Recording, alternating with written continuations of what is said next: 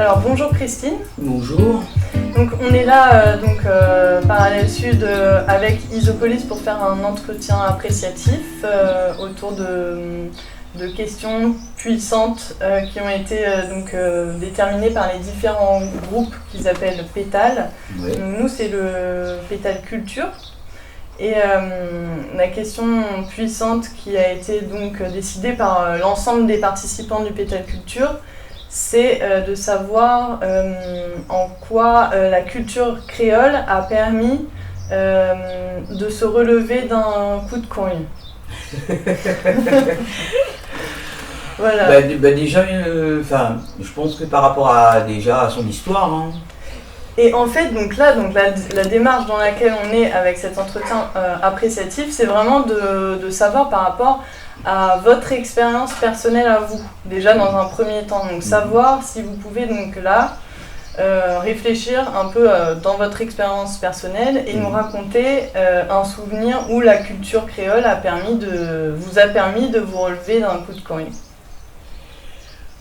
Déjà, quand je parle de coup de cogne, c'est coup de cogne personnel, hein. C'est-à-dire, déjà la musique, le Maloya lui-même, c'était une musique qui était, on va dire, nous on dit interdit, mais il n'y avait pas de loi, mais c'était une musique qui était rejetée, dévalorisée. Et en fait, le coup de cogne, c'est que quand j'ai appris l'histoire de l'esclavage de la Réunion, d'où je viens, mes ancêtres, ça vient aussi de là, et du coup, ça m'a beaucoup traumatisé pendant un bout de temps. Justement, ce rejet de cette culture, de cette musique en même temps du Maloya. Et du coup, je me suis fait le défi. Écoute, on verra. Pour moi, le défi, c'était de montrer que c'est une musique à part entière. Et je pense que le pari pour moi est réussi. Parce que maintenant, je voyage beaucoup avec cette musique. Je bouge pas mal. Et voilà, on va dire, pour moi, c'était quand même un. Je ne vais pas dire que c'est un rêve accompli, mais d'une part. Parce qu'il y a encore d'autres territoires à explorer, c'est sûr. Et du coup, pour moi, c'est toujours de valoriser cette musique. À travers cette musique aussi, il y a aussi une culture, c'est-à-dire tout ce qui est lié aux ancêtres, des cérémonies. C'est une musique qui vient de là, à la base, et que tout ce côté-là a été rejeté par une bonne partie de la population. Et comment ça s'est passé quand justement vous avez pris conscience de ce rejet de cette part de la population réunionnaise, de cette culture, et à ce moment-là, comment vous avez ressenti ça? J'ai envie de dire, il n'y a pas que le rejet de la musique, il y avait un tout à l'intérieur de ça. C'est-à-dire, moi quand j'étais à l'école par exemple, la façon dont on était traité, si je peux dire ça comme ça, c'est plus, en fait, quand tu es noir, quand tu as des cheveux crépus, tu peux pas être intelligent, tu peux pas être belle, on peut rien faire en fait avec toi. C'est vraiment mais ça, je dis ça, c'est quand j'étais en primaire, c'est-à-dire la façon les gens réagissaient envers moi, même envers les autres qui étaient de type comme moi, c'est-à-dire CAF, comme on dit. On était vraiment, moi en tout cas, j'avais vraiment la sensation de ce rejet. C'est une sorte d'humiliation aussi en même temps, et du coup c'est vraiment, c'est ça qui fait aussi que ça a débloqué un peu cette colère, cette haine qui était, pas qui était, mais qui est née en moi.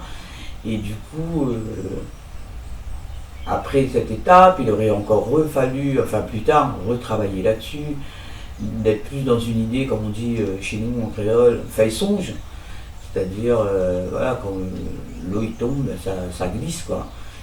Et à un moment donné, avec l'âge, avec avec le parcours qu'on a de la vie, ça nous fait comprendre beaucoup de choses. Ouais. Mais c'est vrai que sur le moment, c'est quand même... Sur le moment, t'as la haine de tout, quoi, en fait. Et même, je dirais même des fois, t'as la haine, mais tu comprends pas, limite, pourquoi. Et quand on comprend le pourquoi, c'est-à-dire que c'est parce qu'on connaît pas l'histoire, on connaît rien de nous, et je pense que ça c'est hyper important. Et puis il y a aussi le côté éducatif aussi, l'éducation qui est à côté, nous par exemple à la maison, on a été élevés sans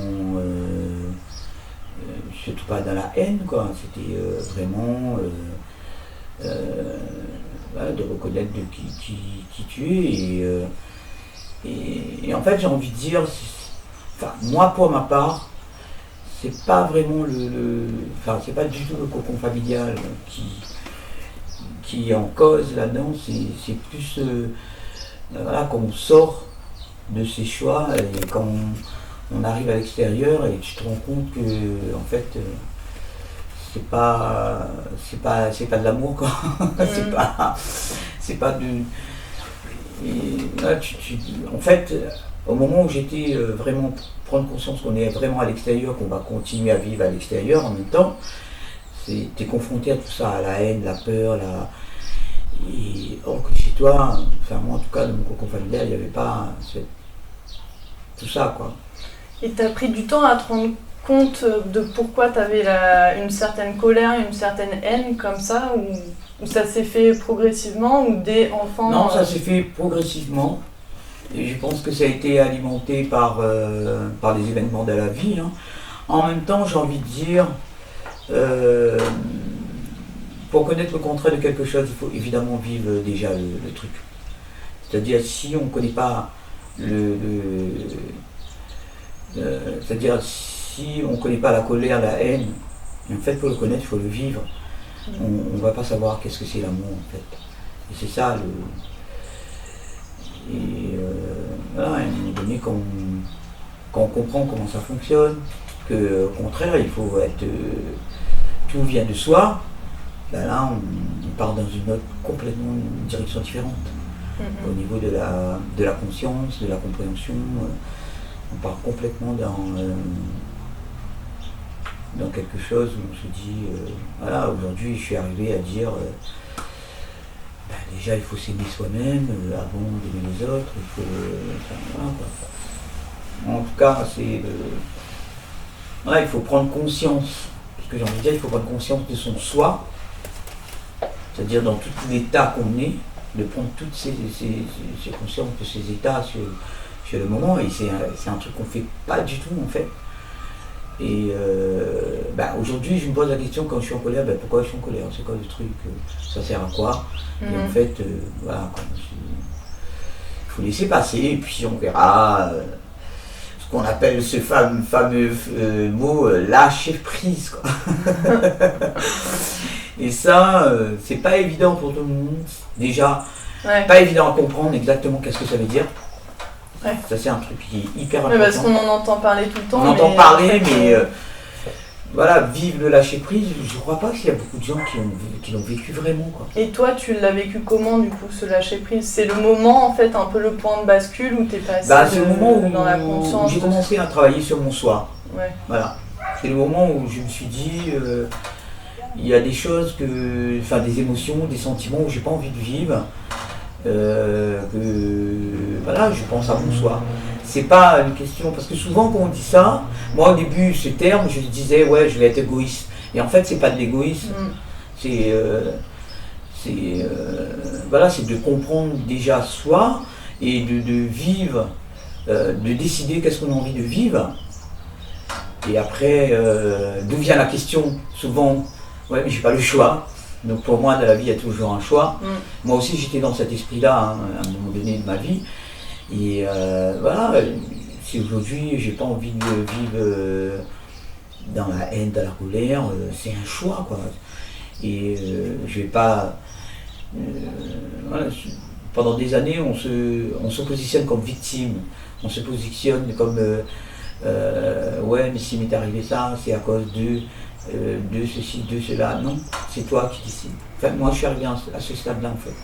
C'est-à-dire que, voilà, si aujourd'hui j'ai vécu ça, c'est parce que, voilà, mon soi, il avait envie de vécu ce truc-là, puis on passe à autre chose. C'est-à-dire de comprendre, voilà, dans la vie, il y a le haut, il y a le bas, il y a l'amour, il y a la peur, il y a l'espace et l'encombrement, il y a tout à son contraire. Après, c'est nous de décider qu'est-ce qu'on a envie de vivre, quoi. Donc il y a un moment où la musique, ça t'a permis justement de dépasser cette colère et cette... Voilà, la musique, en fait, ça m'a permis d'être vraiment dans l'inspiration de mon soi, parce qu'on raconte ce qu'on vit en général. Enfin, moi, en tout cas, mes chansons tournent autour de ça. C'est-à-dire, s'il y a un sujet de la société qui tout d'un coup voilà, nous manque quelque part, si, voilà, ça vient toucher à l'intérieur. Moi, c'est quand ça vient toucher à l'intérieur que j'écris, en fait. Et là... Ouais, justement, qu'est-ce qui s'est passé à ce moment-là pour que ça te permette de dépasser cet état? Quelles étaient les qualités, les forces que tu as pu mettre en œuvre pour te dépasser avec la musique? Pour moi, là où j'ai la chance, c'est que comme j'écris aussi, comme je suis aussi auteur, donc du coup, le fait d'écrire une chanson et de le chanter aussi en même temps, moi, ça m'a permis quelque part d'évacuer aussi tout ça. Après, il y a deux façons aussi d'écrire, c'est-à-dire on écrit ou on reste dans ce truc-là. On écrit tout ce qui ne va pas, ouais. Mais quelque part on ne donne pas de solution. Enfin, je ne veux pas dire donner la solution, mais on ne s'évade pas pour se dire ben voilà, tu as vécu ça, mais qu'est-ce que tu ferais pour changer ça? Aujourd'hui, j'écris plus dans ce sens-là. C'est-à-dire que je ne porte pas la réponse, mais je porte ce que je ressens à l'intérieur de moi. Après, si c'est une réponse, tant mieux. Et voilà, c'est comme on dit avec un gamin, ouais, mais ne fais pas ça, mais à aucun moment on n'explique pas pourquoi il ne faut pas le faire. Et on est tous d'accord que l'interdit, justement, ça, c'est comme un aimant. C'est-à-dire plus on met d'interdit, plus ça attire. Et donc pour moi, ça fonctionne comme ça. Et si aujourd'hui on me dit ouais, mais bon, on interdit tel truc, je vais chercher pourquoi on interdit ce truc-là. Si on interdit, c'est qu'il y a une raison. Après, souvent, c'est plus de la manipulation qui vient en jeu. C'est de se dire, voilà, c'est mon choix. Et aujourd'hui, on est dans une espèce de truc, justement, par rapport à ce qui se passe, le Covid, c'est, je veux dire, par rapport au vaccin. Là, on dit, ouais, mais on n'a pas le choix, on est obligé de faire. Moi, en tout cas, on a toujours le choix. Mm-hmm. Donc c'est un peu de casser ces blocages un peu qu'on peut rencontrer à certains moments de la vie, que ce soit extérieur ou intérieur d'ailleurs. Voilà, c'est... Enfin, moi je dis que quand il y a... justement, moi, ce genre de truc, c'est...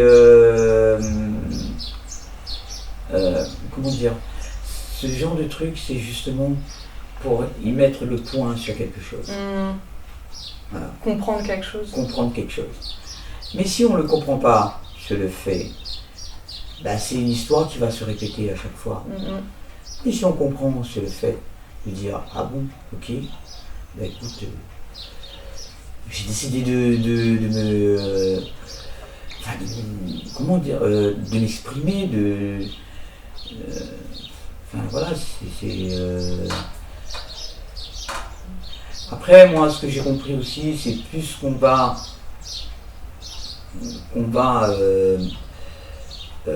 contre quelque chose, et c'est ce contre qui t'attire. Et là, d'où vient justement ce fameux lâcher prise. C'est-à-dire plus on va contre quelque chose. Et c'est là que ça devient, ça va se matérialiser, si je peux dire. Et ça ne veut pas dire non plus de contribuer. Parce que la conscience collective, c'est quand même quelque chose qui est, pour moi en tout cas, tout ce qui est l'ordre de la pensée, c'est quelque chose qui est hyper fort. Et dans le trajet, on dit, on pense, quand on pense, on pense, on pense, et ça se matérialise. Après, il y a un truc aussi de jouer aussi. Je ne veux pas dire de jouer, mais d'utiliser les bons mots. Et comme je dis souvent,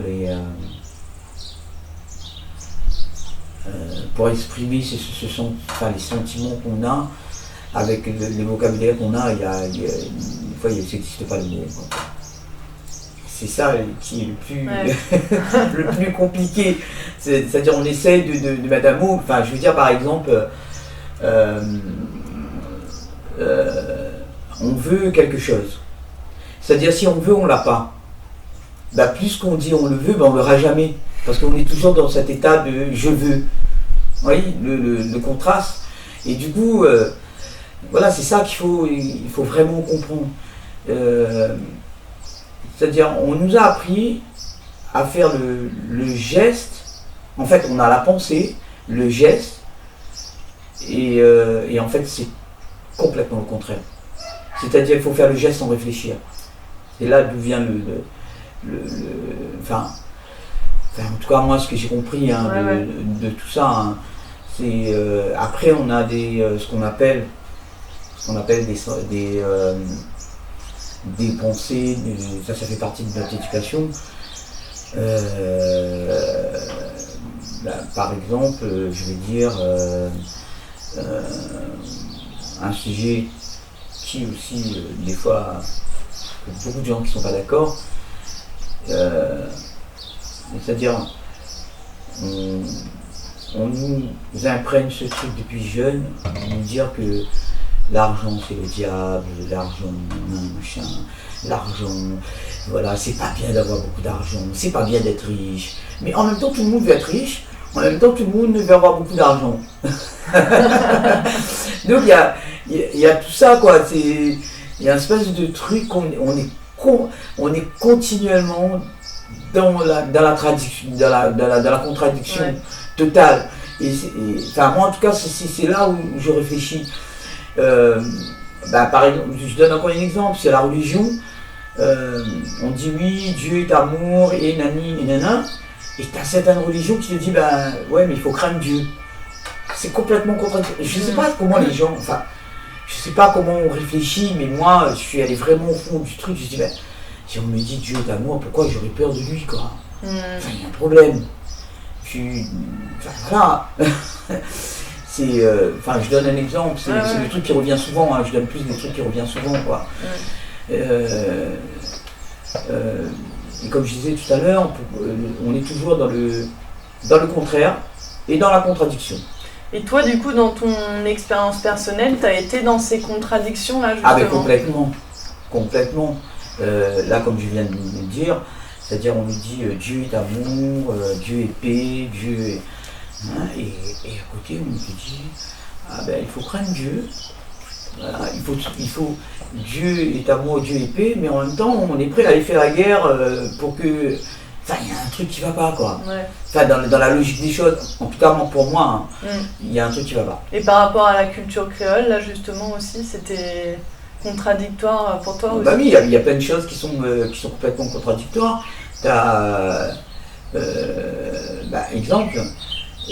Moi, ce que je disais, ce que j'ai toujours dit, c'est que je chante en créole, je chante dans des langues que je ne connais pas forcément, parce que c'est des langues où je suis habité par quelque chose. Là, nous, à La Réunion, on dit ça, des esprits, machin. Des ancêtres. Mais après, on ne sait pas. Voilà. Et parce que, en fait, en même temps, j'ai envie de dire que l'homme a besoin de poser un mot pour se rassurer de quelque chose. Voilà. Donc c'est pour ça qu'on dit, aujourd'hui on dit Dieu, mais on ne sait pas vraiment.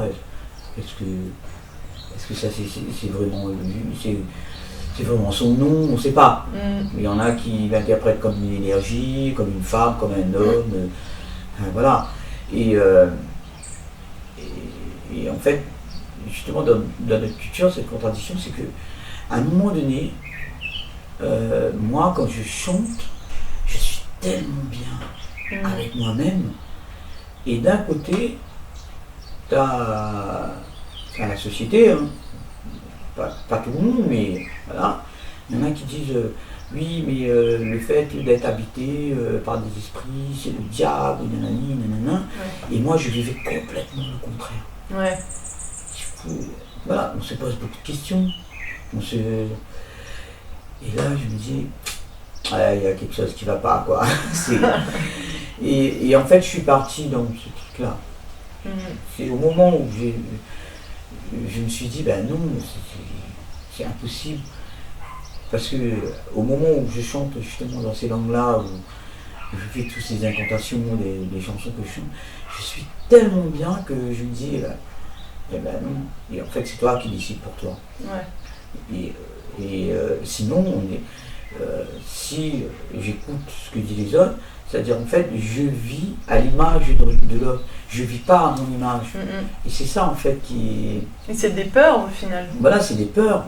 C'est, de toute façon, ce que j'ai envie de dire, quand tu accueilles quand tu accueilles ton plus grand amour, c'est exactement ce que j'ai vécu. Quand tu accueilles tous ces bien-être, tout cet amour de toi, à côté on te dit, non, c'est pas bon, hein, il faut pas être égoïste, il faut non, si tu n'accueilles pas déjà en toi-même, tu peux pas donner aux autres. C'est impossible.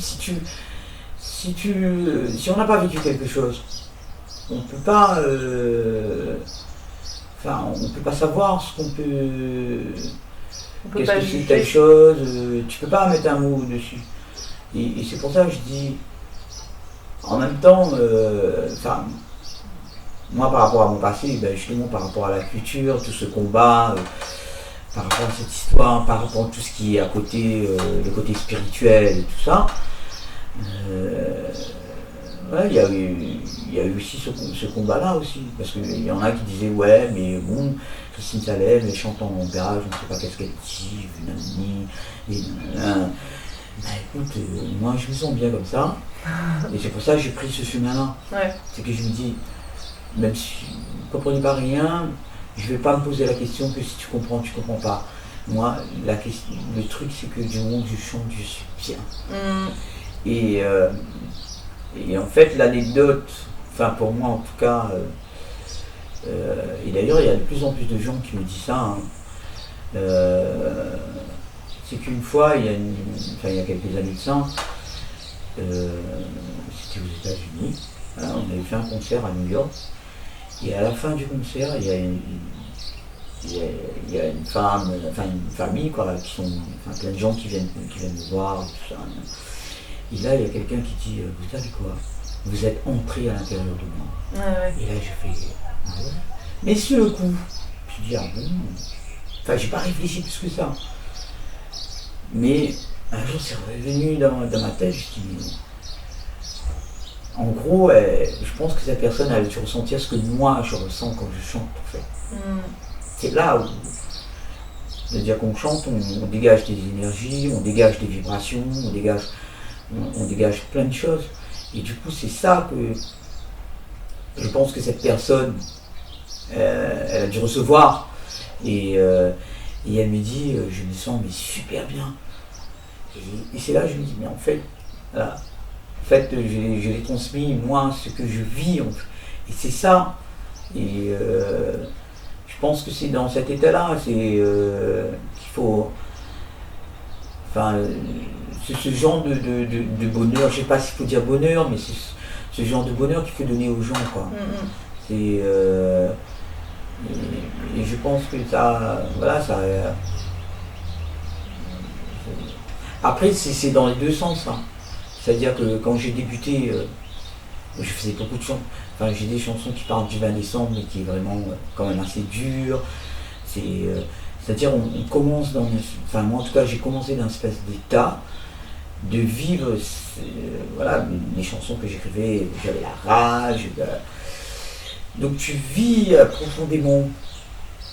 Enfin, j'ai vécu profondément toute cette rage, toute cette. Et à un moment donné, quand on comprend comment ça fonctionne, ben, tu dis aujourd'hui j'ai envie de vivre autre chose. Quoi. Enfin, moi en tout cas, ce qui m'est arrivé. Et de transmettre autre chose du coup. Et transmettre autre chose. Moi, ça fait pas longtemps que j'ai commencé à écrire des chansons d'amour. C'est parce que je le ressentais pas. Aujourd'hui, j'en ai 2 ou 3 ou 4. Donc aujourd'hui, je commence à ressentir parce que c'est vraiment. Voilà, c'est tout un cheminement de comprendre comment ça fonctionne. Aujourd'hui, sur scène, voilà, il y a des chansons que je chante. C'est comme quand j'étais dans l'état de haine, c'est-à-dire je pleurais parce que j'avais tellement de haine, et aujourd'hui je pleure parce que je suis tellement bien. Ouais. Donc du coup, si je récapitule un peu, donc c'est ce cheminement-là dont tu parles, ce qui est important pour toi, ce qui a été important pour toi à travers ton expérience, pour traverser ces coups de coin, justement. Donc travailler sur ton soi, Voilà. Décider de vivre ou ne pas vivre certaines émotions, Voilà. décider voilà, ce qu'on a envie de vivre. Mais par contre là-dessus, je vais juste rajouter un truc. Ouais. Quand je dis de vivre et de ne pas vivre certaines émotions, en fait il faut l'accepter. Il faut être dans l'acceptation des choses. Et c'est-à-dire aujourd'hui, enfin, moi par exemple, quand j'ai pris conscience de tout ça, j'ai dit ok, j'ai vécu ça, c'est vrai, je l'accepte. Là, aujourd'hui. En fait, il faut prendre conscience. Et tant qu'on n'a pas pris conscience, c'est pas évident d'aller de l'avant. Ouais, prendre conscience des émotions qui nous habitent. Qui nous habitent, voilà. Qui est là et qui est en nous, quoi. Donc travailler sur soi, prendre conscience des émotions qui nous habitent et décider ce qu'on a envie de vivre ou pas. Donc tout en étant pas dans l'égoïsme, c'est ce que tu disais au début. Accepter qu'on a toujours le choix et que ça dépend de nous. On n'est pas des victimes. Ne pas faire un choix, c'est un choix. Ouais, bah oui, tout en est fait, choix. C'est comme un cercle en fait. Et à un moment donné, il faut la boucle se ferme. Voilà. Et tant qu'on n'a pas compris, la boucle ne peut pas fermer.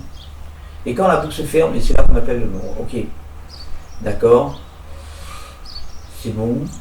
Et là, c'est quand on conscientise, c'est là que la boucle se ferme. Ouais. Quand je dis on conscientise en pensée, en parole, et aussi en ce qu'on ressent. Et en acte. C'est 3 choses. De toute façon, les 3 vont avec. Ouais, en pensée, en parole et en acte. Voilà. Et donc, voilà. Et donc, arriver à conscientiser, à passer de la pensée, donc l'émotion aussi, la pensée, les paroles, aux actes. Et voilà, toi, c'est la musique et l'écriture aussi qui t'ont permis d'évacuer et de changer d'état un peu. Ouais. Et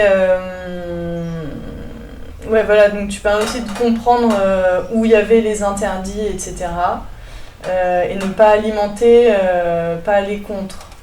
Et transmettre le bonheur. En fait, moi, il y a ce qui m'a pris, enfin, le moment où j'ai pris conscience de ça, c'est que, en fait, j'étais en train d'écouter une interview de mère, comment il s'appelle c'est pas Mère Teresa, je sais plus. C'est ça, Mère Teresa. Et j'étais aux États-Unis. Et en fait, elle donnait un interview. Et à un moment donné, elle dit, justement, on parlait de contes, de pour. Et elle dit, appelez-moi pour descendre dans la rue pour l'amour, mais ne m'appelez pas pour descendre dans la rue contre la guerre. Et ça a tourné dans ma tête. Et c'est là que j'ai pris conscience de quelque chose. De dire, en fait, si plus on va à l'encontre, c'est plus ça persiste. Plus on alimente. Plus on alimente. Donc, c'est une question qui est hyper d'actualité du coup en ce moment avec les manifestations, du pass sanitaire, etc. Bah oui. En même temps, après, là on parle plus du point de vue personnel. Ouais. Mais après, je pense que du point de vue de la conscience collective, c'est encore autre chose. C'est-à-dire, ça se rejoint. Ça a été prouvé scientifiquement. Moi, j'écoute beaucoup Bruce Lipton, Greg Braden, parce que souvent on dit, oui, on peut. C'est-à-dire, la science a un truc. Si c'est pas prouvé scientifiquement, donc c'est pas vrai. Et donc ces gens comme Bruce Lipton et Greg Braden, il y a beaucoup de choses qu'ils ont prouvées scientifiquement sur tout ce qui est l'ADN, l'ARN, tout ce qui est le comportement humain, et d'ailleurs je conseille les gens d'aller écouter cette conférence de ces deux-là, il y en a d'autres aussi, hein. Et du coup, ça. Scientifiquement, eux, ils ont réussi à prouver que, en fait, on croit que beaucoup de choses, ça vient de l'ADN, machin, mais en fait, tout l'extérieur, en fait, peut changer notre ADN. C'est tout ce qui est vibration autour de nous, dans la société qu'on vit, les émotions qu'on a, qu'on regarde ça, on regarde la télé. Il se passe une scène qui fait monter des sentiments, parce que moi ça m'est arrivé de regarder un film et à la fin tu pleures. Donc du coup tu as des sentiments, en fait c'est ça qui, pour moi en tout cas, c'est là il faut trouver, c'est là la clé. C'est-à-dire, il arrive quelque chose, voilà, on ressent ça, ok. On pose quoi sur. Quel mot on pose sur ce truc-là? Et aujourd'hui, en fait, ce que je fais, ce que j'essaye de faire, parce que c'est pas évident, aussi. Ouais, bah oui. Pour y arriver, voilà. Parce qu'il y a tout un environnement. Après, quand tu commences à entrer dans le développement personnel, tu peux avoir ta famille qui dit bon, ouais, ok, on accepte, mais bon, sache, tu vois, on n'est pas forcément, c'est sûr que des fois que ça arrive, que quand on est dans ce cheminement-là, on peut perdre plein de gens autour de soi. Ouais. Et pareil, et ça devient aussi une expérience. Et là, tu comprends, est-ce que c'est vraiment de l'amour que tu as pour l'autre? Est-ce que c'est de l'affection? Quelle différence il y a entre l'affection et l'amour? Est-ce que c'est de l'attachement? Donc il y a tout un travail de ça à faire personnellement. Moi j'ai envie de dire que quand tu as de l'amour pour quelque chose, même si la personne te fait des coups, des 400 coups, tu dis bon bah ok, d'accord, on ne va pas remonter les sentiments de haine, de machin, c'est ton choix, c'est comme ça. Non, moi je vais vers ce que mon soi a envie de vivre, tout simplement. Et c'est vrai que quand on est vraiment dans cette espèce de truc, attaché au matériel, attaché à l'humain, entre nous, on est tellement là-dedans que en fait on oublie son soi. Tu dis bon aujourd'hui c'est comme ça, demain sera mieux. Non, ça fonctionne pas comme ça. Ça fonctionne pas du tout comme ça, quoi. C'est comme je dis aujourd'hui, moi je suis arrivé à un truc où je dis c'est plus facile de changer soi-même que de changer les autres. On ne peut pas vraiment changer les autres. On ne peut pas. Et pourtant, encore une contradiction, on vit toujours à l'expérience des gens. Encore une fois, on dit que tout le monde est unique, mais on est toujours là à vivre sur l'expérience des uns et des autres. Et je pense que chacun a son expérience de la vie, chacun vit ce qu'il vit. Et voilà, et puis je pense qu'il faut accueillir les choses telles qu'elles sont.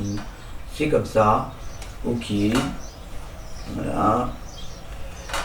Et surtout nous, par exemple un mot où j'ai pris conscience En fait, quand on dit vrai, ça veut dire qu'on est dans l'acceptation. Et si on dit on accepte, on a du mal à comprendre ce mot-là, de dire ouais, mais j'accepte, mais en même temps, au fond de toi. Et quand tu dis vrai, ah ben oui, mais effectivement, c'est vrai. On est complètement dans l'acceptation des choses. Il y a plein de mots aussi comme ça hein, qui est aussi un peu. Et c'est pour ça que je dis, mais finalement, on est un peu pauvre au niveau du vocabulaire, quoi. Parce qu'on n'arrive pas à mettre des mots sur les choses. À s'exprimer, ouais. Ouais. Et donc là, tout ce que tu viens de me dire qui t'ont permis, toi, personnellement, d'aller vers une compréhension plus globale du fonctionnement de la vie, un peu quelque part. Ouais. Hein, voilà. Et comment, si tu imagines dans 5 ans, parvenir à mettre ça en œuvre, en abondance dans ta vie, en permanence, et vraiment être fluide dans cette manière de vivre et de faire les choses, comment tu vois ta vie dans 5 ans? Ah ben déjà, d'être bien avec moi-même, et surtout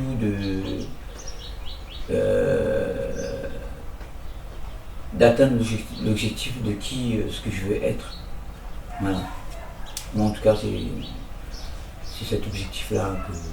Et est-ce que du coup c'est un objectif fixe ou que tu connais déjà, ou c'est un objectif... Je me suis fixé ça déjà. Voilà. De choisir qui je veux être. Du coup c'est choisir qui tu veux être sur l'instant, ou c'est un... Je pense que l'instant présent c'est hyper important aussi. Hein. C'est pour ça que je disais tout à l'heure, les gestes c'est hyper important. C'est-à-dire de coordonner tout ce qui est pensé par les gestes, quoi. D'arriver de coordonner tout ça. C'est en tout cas moi c'est ça mon objectif premier. C'est-à-dire de coordonner ces 3 éléments. C'est-à-dire pensée, parole et corps. Parce que, par exemple, comment il s'appelle ce livre-là Dis-moi où tu as mal, je te dirai pourquoi. Tu vois, en fait, on a plein d'éléments autour de nous qui... Après, il faut faire hyper attention aussi, hein. Ça ne veut pas dire que tout ce que... Comment dire tous ces auteurs, des gens qui font des témoignages, qui écrivent des livres, sont aussi les tops, hein, il ne faut pas donner non plus. Voilà, il faut dire, et il faut rester dans sa compréhension des choses. Il ne faut pas non plus, parce que je prends l'histoire, il y a Greg Braden, je ne sais plus comment il s'appelle l'autre. Hein. Lui, il a fait un accident hyper grave pour raconter son histoire. Et en fait, il s'est fait... je crois qu'il a fait un biathlon. Et il a fait un accident. Et il avait au moins 6 vertèbres.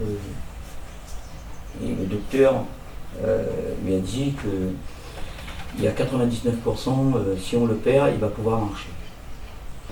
Il faut que je me rappelle de son nom. Et en fait, lui, ce qu'il a fait, il s'est concentré sur lui-même. En pensant dans sa tête qu'il va se guérir lui-même. Et au bout de 6 semaines,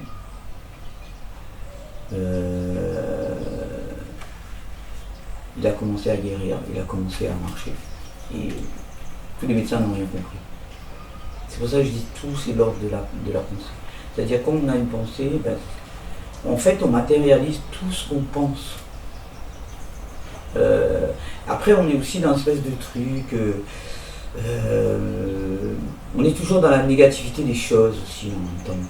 C'est-à-dire on pense le pire pour arriver au meilleur. Non, pourquoi pas penser le meilleur direct? Pourquoi on va se faire chier à penser le pire, quoi? Non, on va dans le meilleur et puis voilà.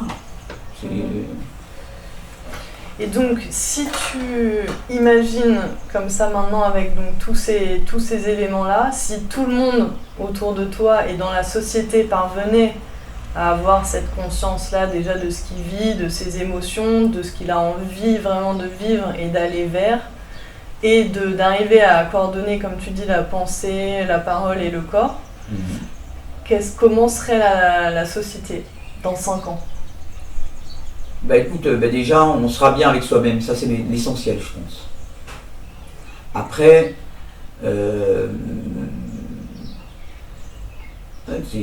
pour moi ce sera une société où il y a plein de gens qui sont élevés spirituellement, et je pense que c'est ça,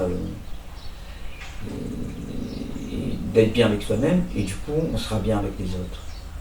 Et de vivre dans une sorte de respect naturel, quoi. C'est parce que tout le monde, j'ai déjà entendu ça, hein. Ouais, mais tout le monde ne peut pas ressembler à tout le monde. On ne demande pas de ressembler à tout le monde. C'est-à-dire, c'est toi de choisir de ce que tu veux être. Si tu veux être gentil, tu veux être méchant, c'est à toi de choisir. Mais au moins que tu as pris conscience de ce que tu veux être. Je pense que le respect, il sera là, quoi. Après, moi, je dis que aussi, quand on n'est plus comment dire, quand on n'est plus dans cette espèce de truc à penser à l'extérieur. Quand je dis l'extérieur, c'est matériel, tout ce qui on a besoin pour vivre, par exemple. On n'est plus là-dedans après. Mais voilà. On a moins de choses à penser.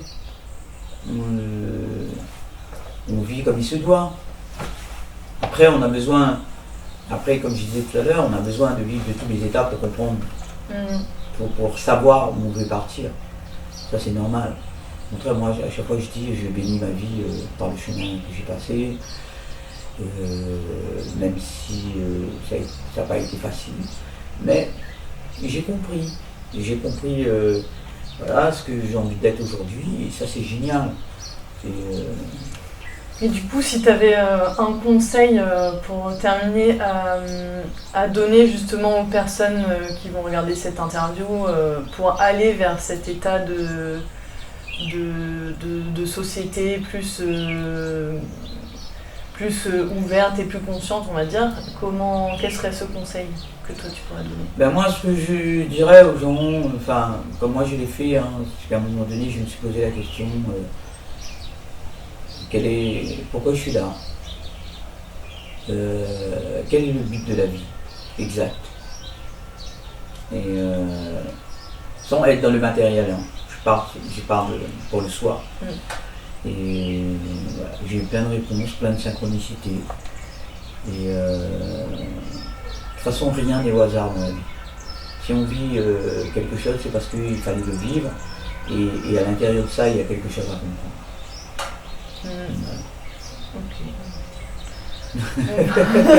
Merci beaucoup. C'est beau, hein, tout ça, je veux dire, hein, mais le vivre c'est bien aussi. Ouais. Voilà. Aligné, comme tu dis, pensée, parole, acte. Merci beaucoup. Merci.